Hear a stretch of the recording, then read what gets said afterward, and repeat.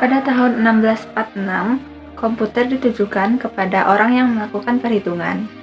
Seiring dengan berjalannya waktu, komputer merujuk kepada mesin yang melakukan perhitungan. Pada zaman modern, komputer merupakan suatu kumpulan alat elektronik yang melakukan banyak pekerjaan dan memiliki banyak manfaat. Jadi, komputer adalah suatu kumpulan alat elektronik yang tersusun menjadi sebuah mesin yang disertai dengan program-program yang dapat menerima data, menyimpan data, mengolah data, dan memberikan hasil data dalam bentuk informasi. Sistem komputer adalah komponen-komponen komputer yang saling bekerja sama dalam melakukan proses dan membutuhkan input serta output.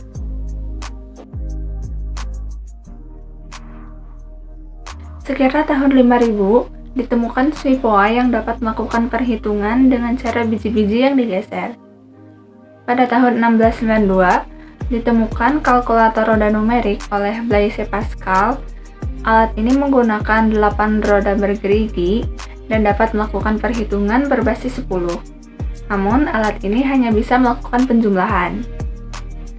Pada tahun 1694, ditemukan kalkulator roda numerik 2 oleh Gottfried Wilhelm von Leibniz.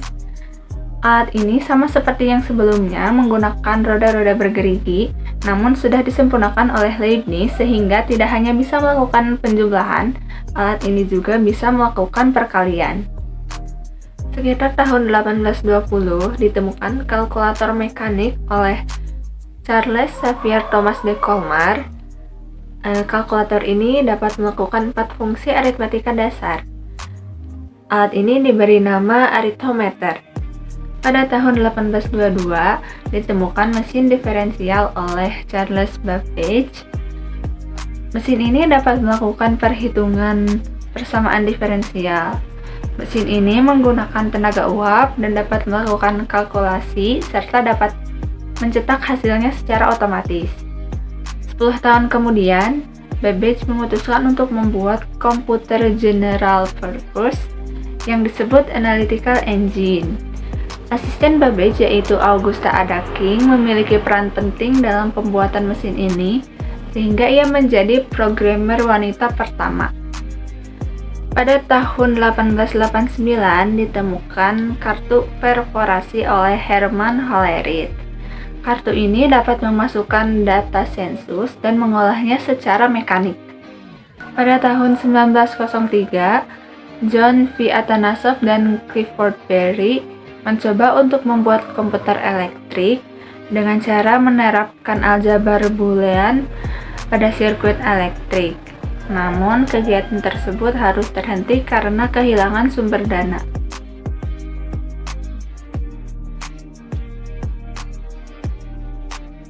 Komputer generasi pertama memiliki ciri-ciri yaitu sirkuitnya memakai tabung vakum, programnya menggunakan bahasa mesin, fisiknya besar dan cepat panas, membutuhkan daya listrik yang besar, prosesnya kurang cepat, dan penyimpanannya kecil. Komputer generasi pertama berorientasi pada aplikasi bisnis. Contoh dari komputer generasi pertama yaitu ENIAC. ENIAC memiliki bobot sebesar 30 ton, panjangnya 30 meter, tingginya 2,4 meter, dan membutuhkan daya listrik sebesar 174 kW.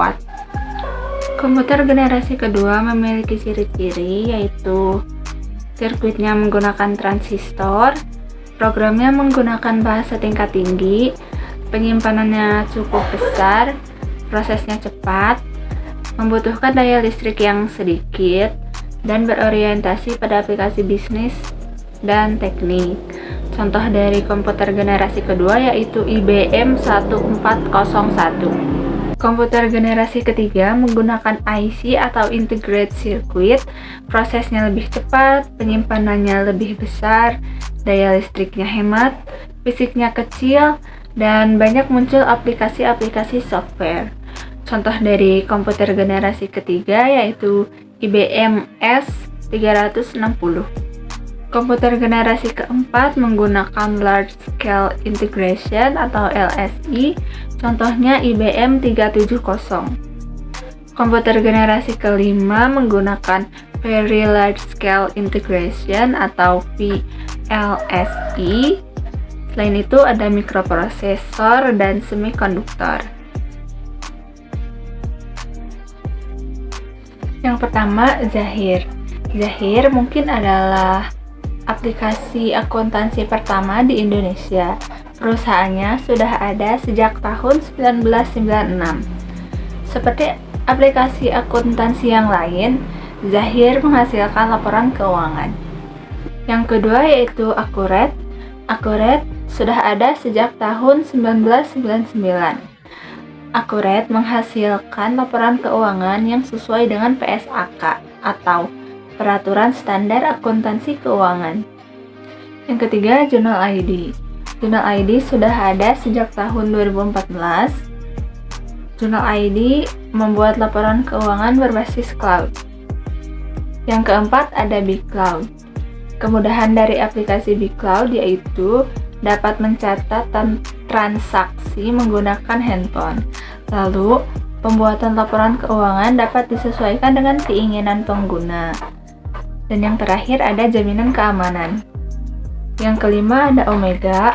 Aplikasi Omega memiliki fitur sebagai berikut, yaitu yang pertama ada aplikasi karir dan akuntansi lengkap.